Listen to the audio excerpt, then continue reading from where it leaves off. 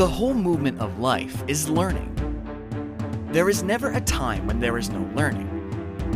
Every action is a movement of learning, and every relationship is learning. The accumulation of knowledge, which is called learning, and to which we are so accustomed, is necessary to a limited extent, but that limitation prevents us from comprehending ourselves.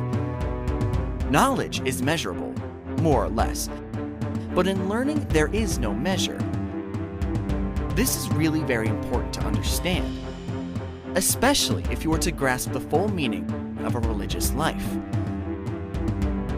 It is the responsibility of the educator to understand the whole nature and structure of memory, to observe its limitation, and to help the students see this.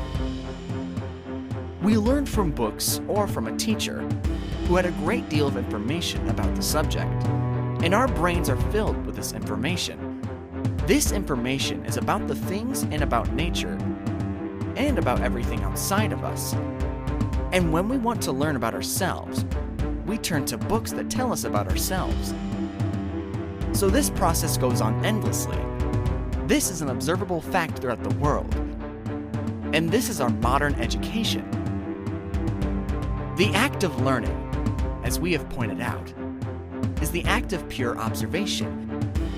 And this observation is not held within the limitation of memory. We learn to earn a living, but we never live. The capacity to earn a living takes most of our life, and we have hardly any time for other things. Leisure is when you have no strain, and it is a respite from the pressures of livelihood. School is a place of leisure. It is only when you have leisure that you can learn. That is, learning can take place only when there is no pressure of any kind. Leisure implies that in mind is not occupied. It is only then that there is a state of learning. It is the responsibility of the educator to understand this, to help the students see this. School is a place of learning, and not merely a place for accumulating knowledge. This is really important to understand. As we said, knowledge is necessary and has its own limited space in life.